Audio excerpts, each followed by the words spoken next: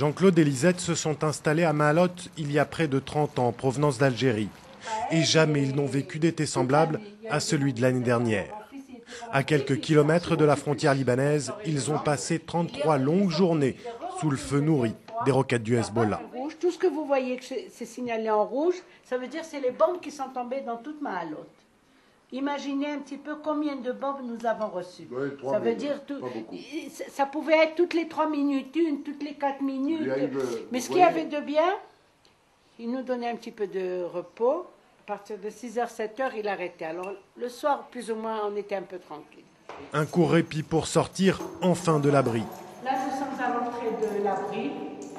Les 30 habitants de l'immeuble passaient l'essentiel de leur journée serrée ici, dans cette pièce de 20 mètres carrés. Je ne peux pas rester là-dedans. Moi, j'étouffe, il n'y a pas d'aération, il n'y a rien du tout. Alors, je m'asseyais dans les escaliers. Je disais, Shema Israël Adonai, si je dois mourir, ben je meurs. Alors là, vous voyez, regardez ce que je vous fais avoir.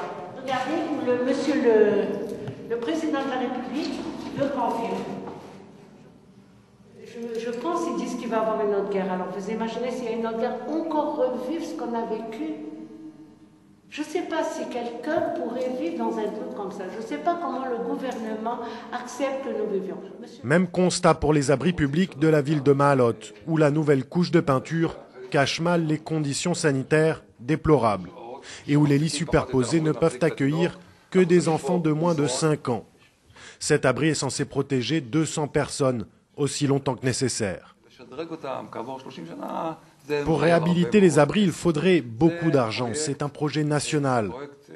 Ce n'est pas la mairie qui peut faire cela. Elle ne peut pas le faire. C'est un immense projet.